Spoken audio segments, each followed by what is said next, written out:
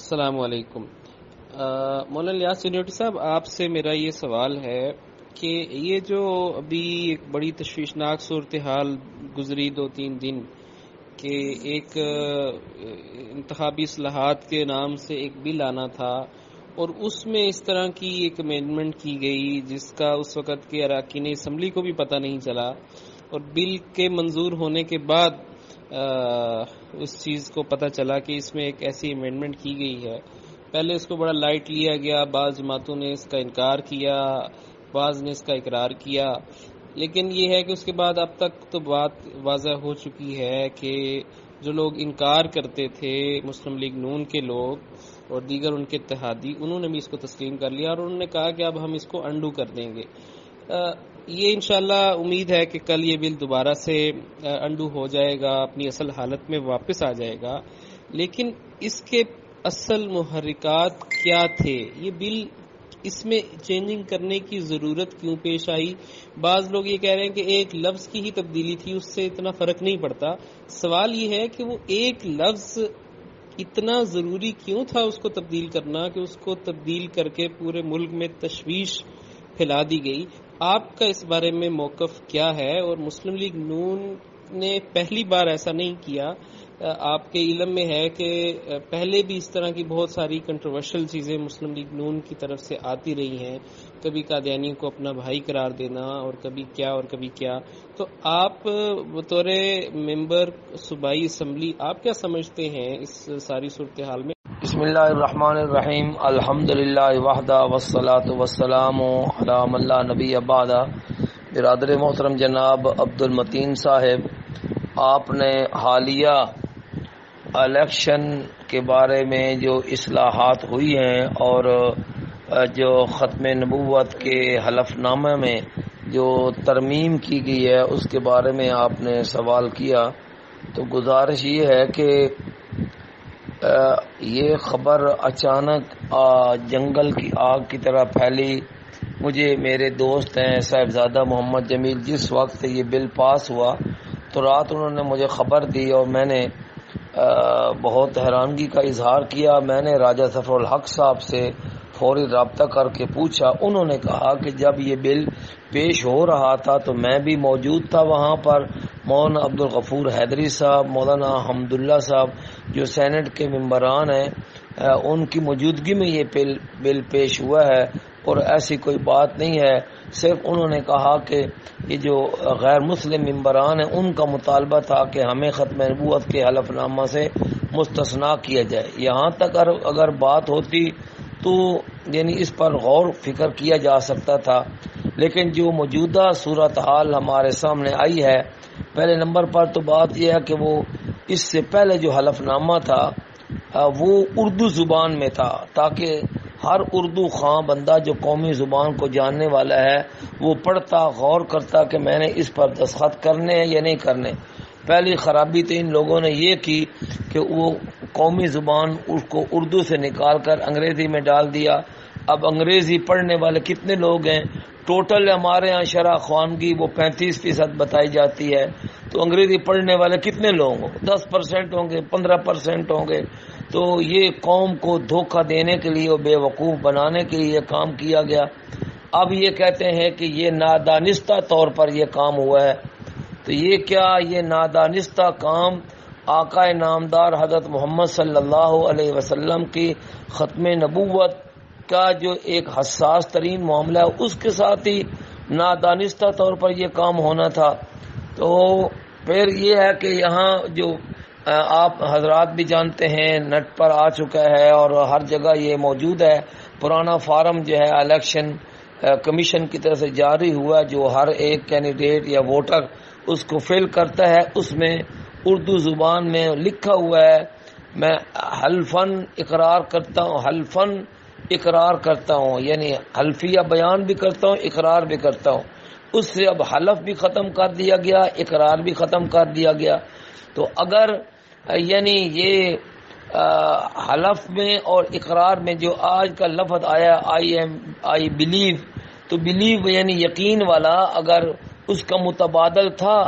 تو ایک ہی مترادف لفظ تھے تو پھر اس کو ہٹانے کی ضرورت نہیں تھی۔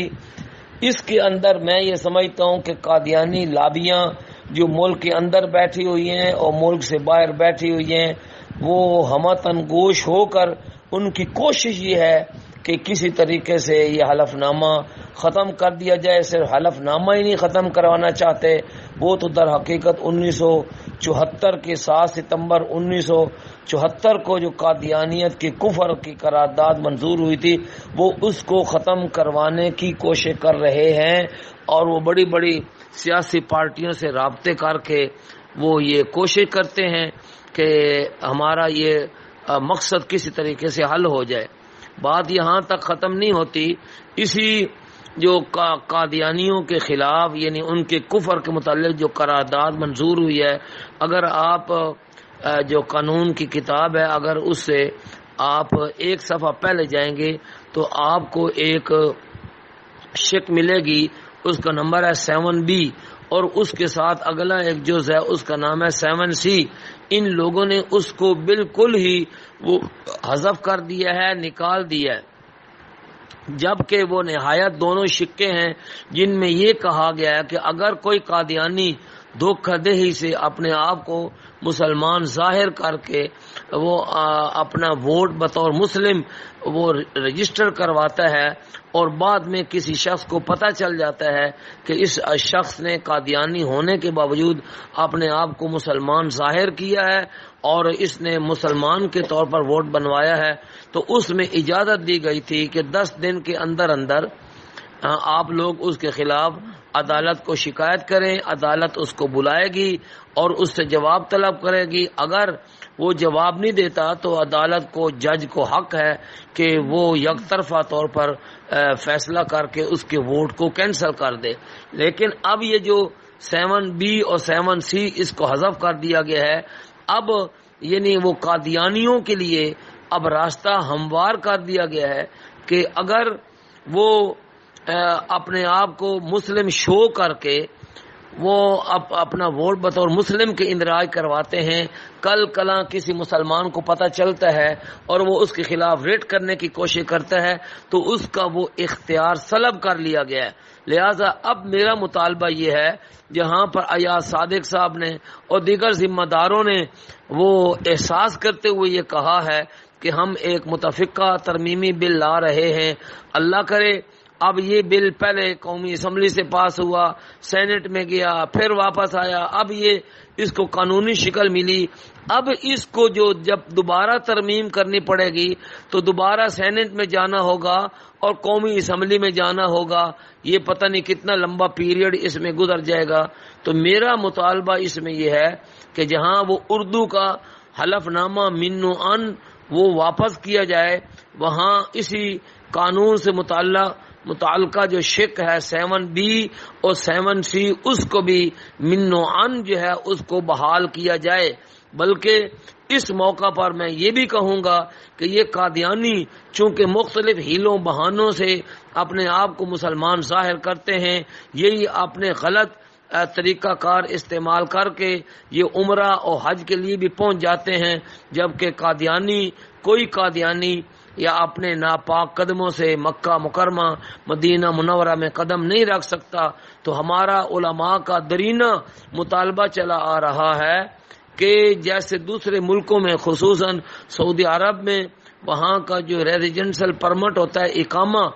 اس میں مسلمانوں کا الگ ہوتا ہے، غیر مسلموں کا الگ ہوتا ہے، وہ رنگت تبدیل ہوتی ہے۔ تو وہ ان قادیانیوں کا، غیر مسلموں کا، چاہے وہ عیسائی ہوں، یہودی ہوں، پارسی ہوں، ہندو ہوں، ان کا شناختی کارڈ اور رنگ کا ہونا چاہیے، مسلمانوں کا شناختی کارڈ اور رنگ کا ہونا چاہیے، اور اگر ایک ہی رنگ کا شناختی کارڈ بنانا ناگزیر ہو تو پھر لازم ہے کہ وہ فارم